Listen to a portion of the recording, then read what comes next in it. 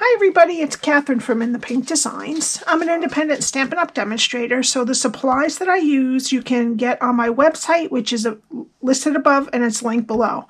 These products you can't get until May 4th. I think I said May 3rd in my last video. I'm sorry. It goes up on May 4th, which is my anniversary. 31 years. Okay. Now, I'm using Bottled Happiness stamp set and the Vintage Bottle Punch, which will be a bundle. So you get 10% off if you buy it as a bundle.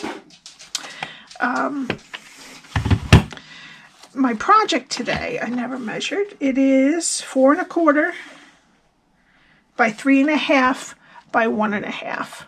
Alrighty. And it opens like this. And there is 2 bottles of whatever liquor your recipient likes, or I don't know if they make wine bottles this many. I don't think so. But if you wanted to do a wine theme, because I use Sending Cheer, there is also a wine knot. You could put some wine charms in here, or maybe a gift card to the wine shop that the person likes, or you could just put goodies in here and not put anything about liquor in there at all.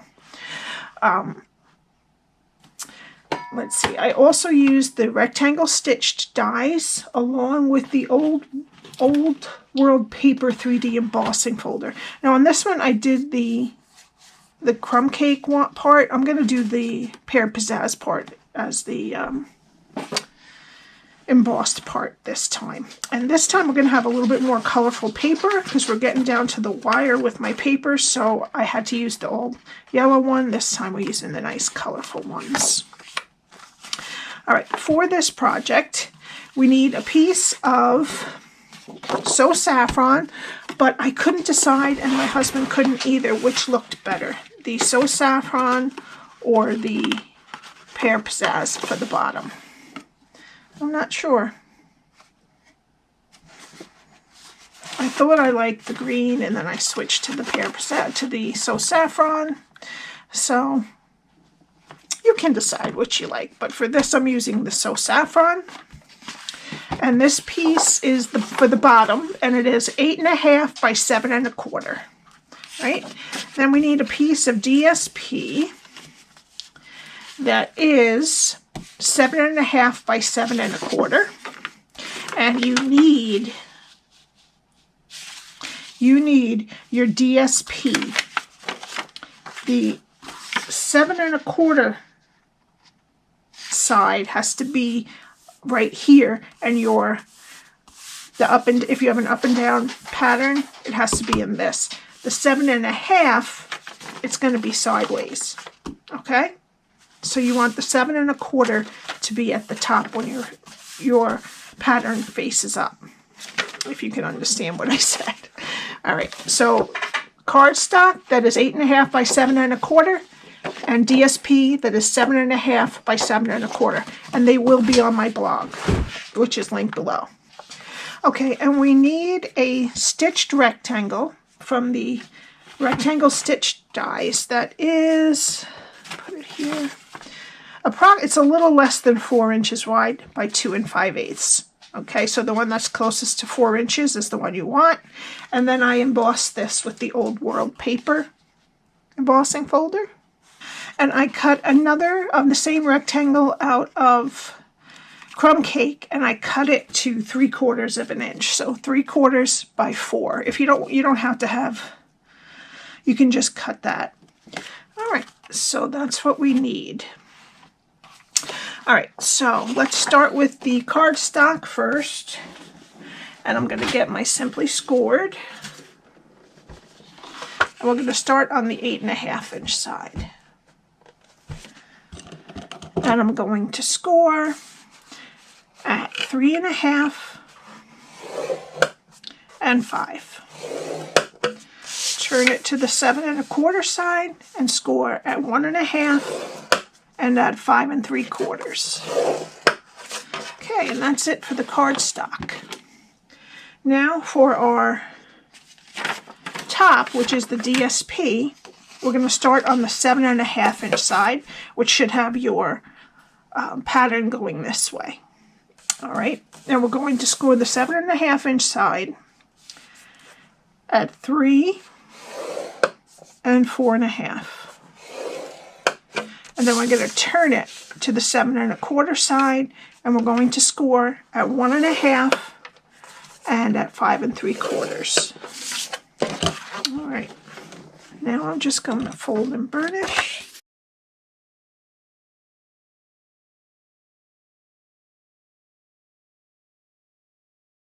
Okay, now on both of these pieces, the top and the bottom, there's only 2 score lines on each side. So it seems like it might be overwhelming, but it's really not. It's almost the same exact thing, except the DSP is a 1/2 inch shorter on each side.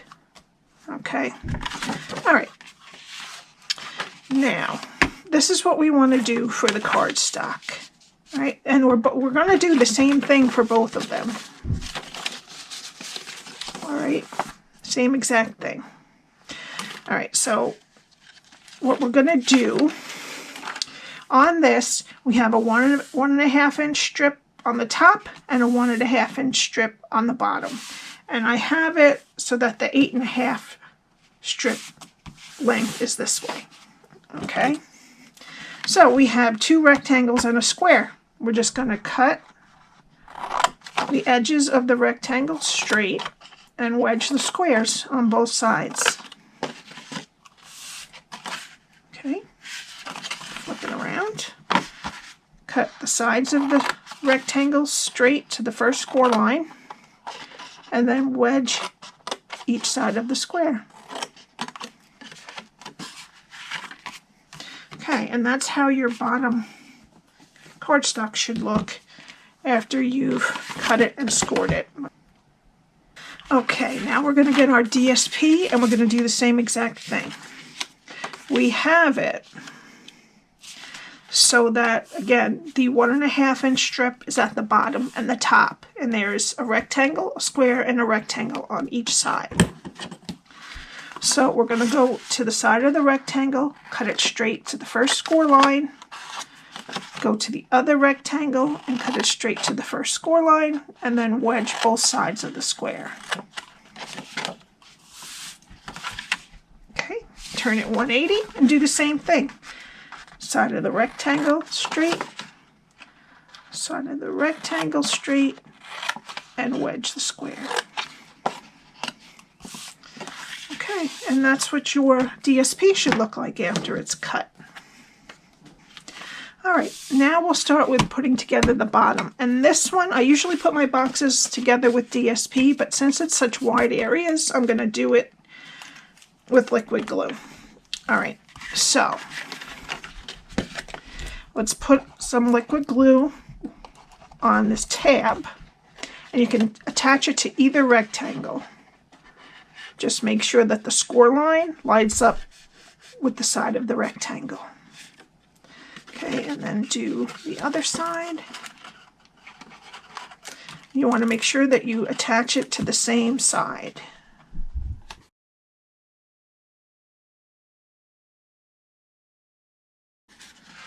Okay, now we're going to put glue on the rectangles on the inside.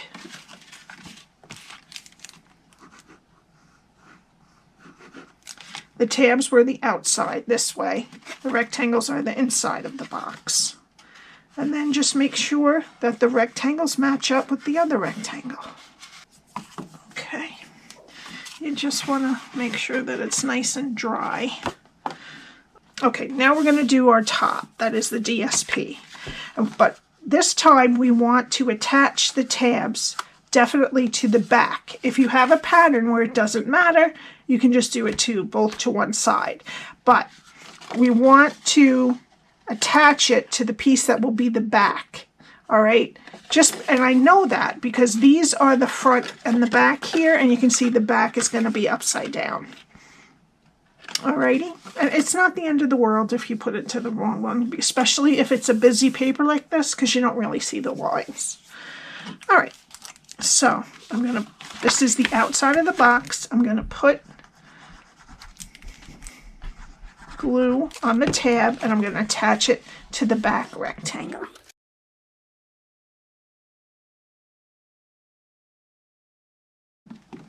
Now we're going to put our contents in. I put a little bit of Easter grass or shred, and then I put 2 of the liquor bottles. And the liquor bottles, there's a little bit of room. There's about a 1/4 inch wide and a bunch high. Extra space. So if your liquor bottles are a little bit different, or whatever little thing you're going to put in, it's pretty forgiving. All right, now I want you to place the back onto that like it's going on. Okay, can you see? With just the back attached. Okay, so it looks like it's unfinished, which it is. All right, now how we're going to do this is we're going to close it, and if you notice, it's going to be a little bit off in the back. That's because we want it to be able to open and close, so it's just a little bit short, but that's okay, especially with a busy paper, okay? And most people aren't going to check out the back anyway. All right, and that will make it so that it's much easier to open and close. If we put it together off and made sure that they lined up, it's going to be pretty tight. All right, so I'm going to put it on. Make sure my back is on there nicely. All right. Now, the one thing you don't want to do is put glue all the way up to the score line. We don't want to do that. So we start about 1/8 to 1/4 of an inch off of the score line. All right. Now you can spread it a little bit without squeezing. All right. Now we're going to just attach it. Just don't force it, just as far as it will go. Okay. There we go. I got a little bit of glue on there. That's okay. All right, and then flip it over and do the same exact thing. Just don't put glue all the way up to the edge because we don't want it to leak out onto the bottom of the box. Okay, and just put it as far as it will go. Try to make it line up straight, but it's not going to go to the edge. All right, try to make it line up straight with the bottom. Okay, and as soon as it's kind of set, you want to take it off so that if, goodness forbid, it did leak a little glue, it doesn't permanently sit there. All right, and now that's the box part. So let's let that dry and let's bring in our other pieces. All right, now we're going to stamp, and I need my Stampin' Pierce mat. Okay, and we're going to be using the outline of the bottle, the fill of the bottle, the label, and then we're going to put Sending Cheer in the label. All right. Okay, first we're going to use crushed curry ink, and we're going to do the outline first. This is kind of hard to line up at first. You get a little bit used to it, but if you can't figure it out, it's going to be best to use your Stamparatus. Really have to lean over it, but it's such a sweet set. So the good parts outweigh that hard little bit to get it all even. All right, now I'm using Saffron ink, and I'm going to line up that top piece first and then straighten the bottom out. And there we go. See, it only took me a couple of times, but that's not to say I won't mess up these two. All right, and first I'm going to line up the top, and then I'm going to straighten out the bottom. Excuse my head. Okay, and now the third one. I'm going to line up that top, try to get that bottom straight. Okay, not too bad. All right. It probably would be much easier the first couple times you stamp it on the Stamparatus, But you could also just stamp this. You don't have to have that outline. All right, and you could also just use the punch and not use the stamp. All right. Okay, now we do need the So Saffron again for the label. And I'm going to just put the label on one of them. And I'm putting it a little bit to the bottom, not exactly in the middle of the bottle. I just want to give that a second. All right, and then we'll pull in our tuxedo black ink and the little sentiment that says bringing cheer or sending cheer.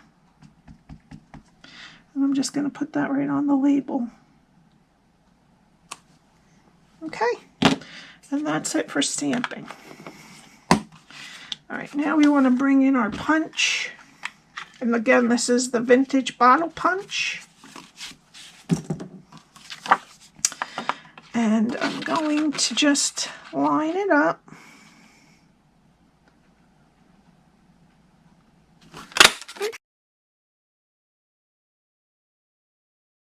Or if you don't, if you wanted to use this one isn't on the punch, you could, where's my good one?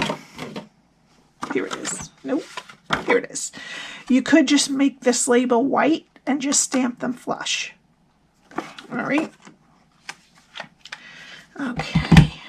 Now we have our stitched rectangle, and that we embossed it with the old world paper, and then the 3/4 inch piece of the stitch rectangle that's out of crumb cake, and I'm just going to glue the bottoms together. And again, the rectangle is almost 4 by 2 5/8 from the stitched rectangle dies. And I'm just going to put them right on top of each other here.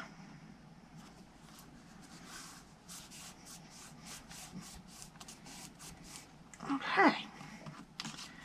And then I'm going to glue the 2 side ones. You could pop up all 3 if you want to, but I'm just going to glue the side ones.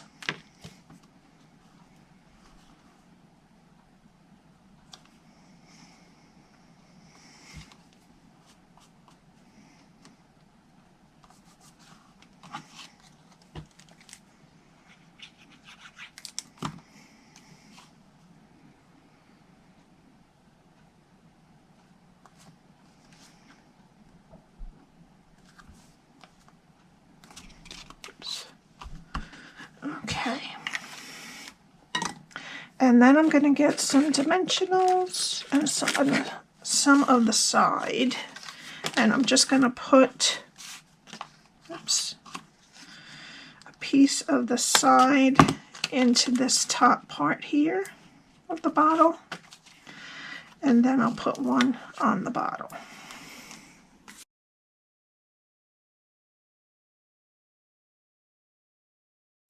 Okay, I'm just going to pop this up right in between these two.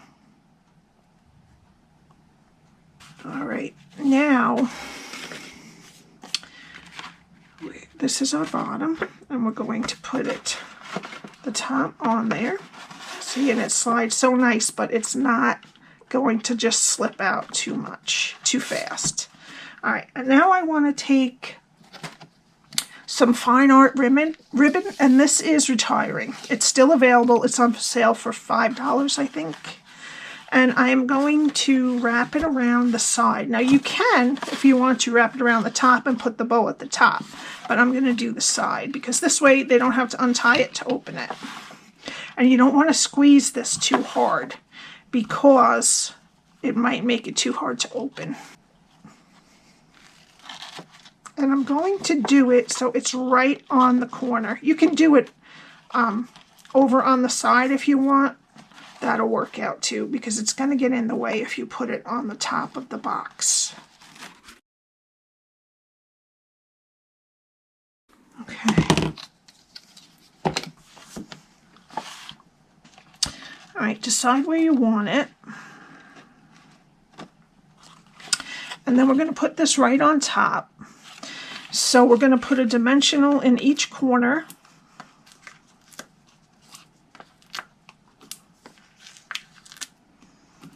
And I'm also going to put one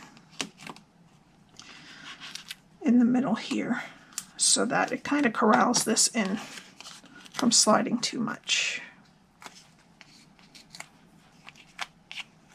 And I'm just going to center this all around. And then just press it down. Okay, now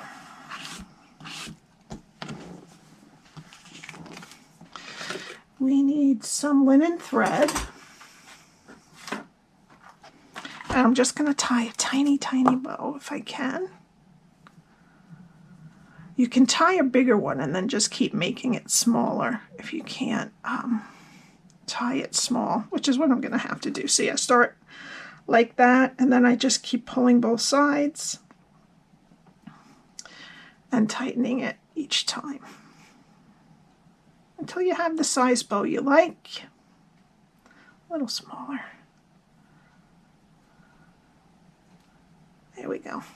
Then I'm just going to cut it. Okay. Then what I'm going to do is I'm going to take a little tiny, tiny bit of, decide which side you want showing, and put a tiny, tiny, I mean, I don't want it to squeeze out. I just want it to stay on the thread. I'm going to put it right on the bottleneck there, and I have to hold it a little while. Okay, there we go. Good. Alrighty. Then for the final touch, I'm just going to take some iridescent, rhinestone basic jewels, which are carrying over to the annual catalog.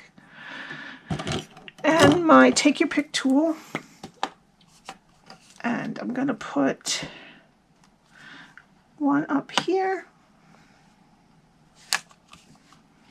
one down there, and one up here.